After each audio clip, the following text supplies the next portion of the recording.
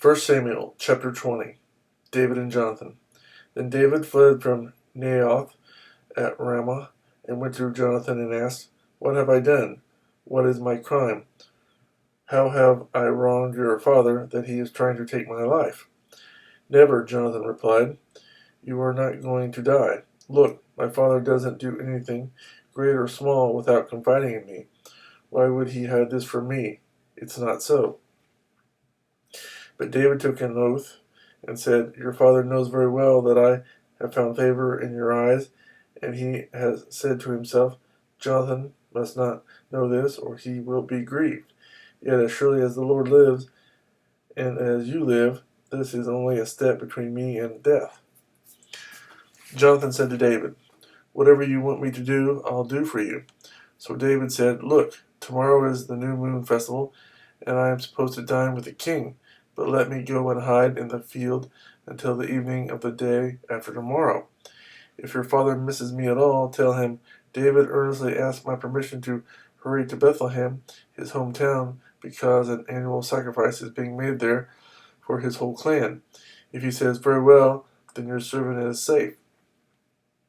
But if he loses his temper, you can be sure that he is determined to harm me. As for you, show kindness to your servant, for you have brought him into a covenant with you before the Lord. If I am guilty, then kill me yourself. Why hand me over to your father?" "Never," Jonathan said. "If I had the least inkling that my father was determined to harm you, wouldn't I tell you?" David asked, "Who will tell me if your father answers you harshly?" "Come," Jonathan said, "let's go out into the field." So they went there together. Then Jonathan said to David, "By the Lord, the God of Israel, I will surely sound out my father by this time the day after tomorrow. If he is favorably disposed toward you, will I not send you word and let you know? But if my father is inclined to harm you, may the Lord deal with me, be it ever so severely. If I do not let you know and send you away safely, may the Lord be with you as he has been with my father.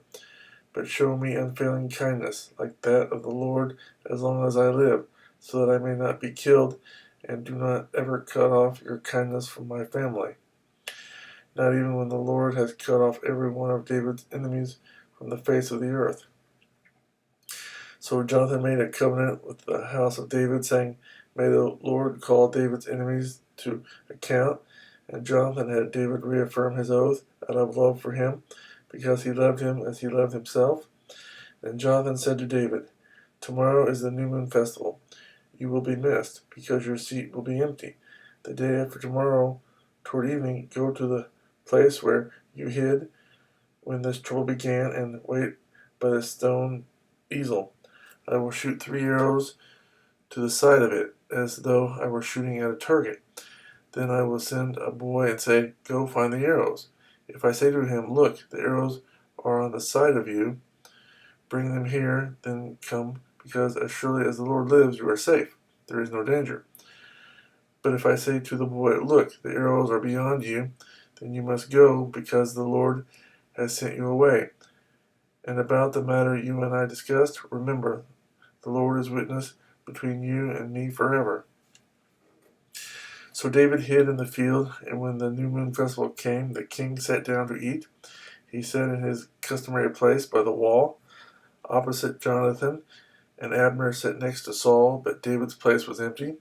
Saul said nothing that day, for he thought, "Something must have happened to David to make him ceremonially unclean.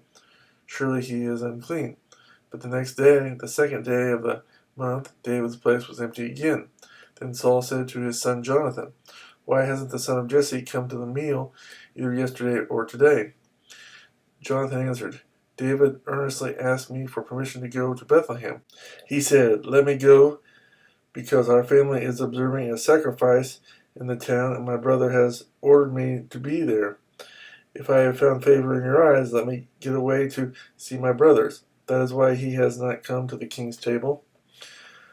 Saul's anger flared up at Jonathan, and he said to him, "You son of a perverse and rebellious woman, don't I know that you have sided with the son of Jesse, to your own shame and to the shame of the mother who bore you? As long as the son of Jesse lives on this earth, neither you nor your kingdom will be established. Now send and bring him to me, for he must die. Why should he be put to death? What has he done? Jonathan asked his father. But Saul hurled his spear at him to kill him. Then Jonathan knew that his father intended to kill David. Jonathan got up from the table in fierce anger. On that second day of the month, he did not eat because he was grieved at his father's shameful treatment of David. In the morning, Jonathan went out to the field for his meeting with David.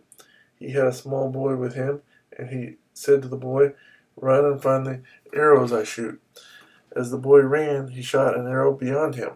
When the boy came to the place where Jonathan's arrow had fallen, Jonathan called out after him, "Isn't the arrow beyond you?" Then he shouted, "Hurry! Go quickly! Don't stop!" The boy picked up the arrow and returned to his master. The boy knew nothing of all this, only Jonathan and David knew.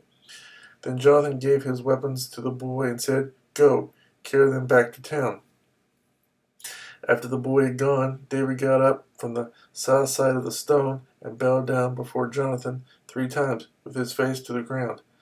Then they kissed each other and wept together, but David wept the most. Jonathan said to David, "Go in peace, for we have sworn friendship with each other in the name of the Lord, saying, 'The Lord is witness between you and me, and between your descendants and my descendants forever.'" Then David left, and Jonathan went back to the town.